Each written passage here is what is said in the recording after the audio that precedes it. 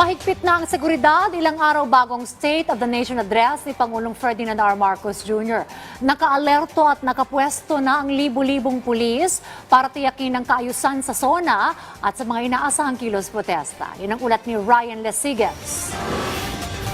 Sa Lunes pa ang ikalimang State of the Nation Address ni Pangulong Ferdinand R. Marcos Jr. Pero ngayon pa lang ay nakapwesto na ang ilang miyembro ng Philippine National Police o PNP na bahagi ng security deployment. Ayon kay Acting Chief PIO Police Colonel Allen Reyco, nagpatupad na sila ng full security deployment para sa mahigit 20,000 pulis na magbabantay sa SONA. Partikular na ang bahagi ng Commonwealth Avenue at Batasang Pambansa Complex.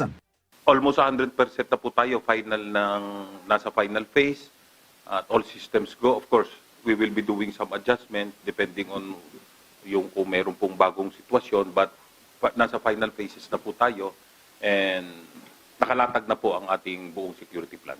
Ang National Capital Region Police Office o NCRPO naka-full alert status na alas 5 ng hapon kanina nang ipatupad ito. Yung ating pong lahat ng preparatory stage, yung pong ating pag-inspect, coordination meeting with other agencies ay tapos na po, nagawa na sa katuparan na natin, as well as yung mga walkthrough, yung mga pag-rehearsal po sa lahat ng ay nagawa na po natin. So, polishing na lang ang kailangan natin gawin. Tatlong grupo pa rin ang nabigyan ng green light para makapagsagawa ng rally kasabay ng SONA ng Pangulo. Kinabibilangan ito ng grupong Bayan, Sanlakas at Better Brighter. Nanawagan naman ang pamunuan ng Philippine National Police sa mga organizer ng mga kilos protesta na pangalagaan ang kanilang hanay sa pamamagitan ng pagpigil sa mga mapanulsol na maaaring manggulo sa mapayapang demonstrasyon.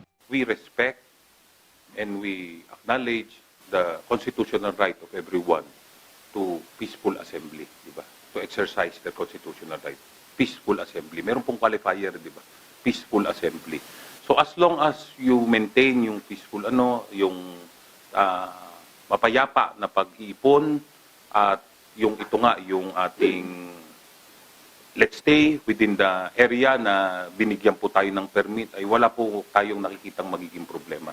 Yun lang nga po, siyempre, pagka meron pong nagkaroon ng nagkagulo at na-endanger na yung safety po, especially of the general public, ay kailangan na po natin gumawa ng aksyon. Mula dito sa bahaging ito ng St. Peter's Church sa Commonwealth hanggang sa bahagi ng Sandigan Bayan, papayagan ng iba't ibang militanteng grupo na makapagsagawa ng kilos protesta mula alas 7 ng umaga hanggang alas 7 ng gabi. Ang PNP, tiniyak na ipapatupad ang maximum tolerance pero nagbabala sa mga may planong manggulo at lalabag sa batas. Ryan Lesigas para sa Bayan.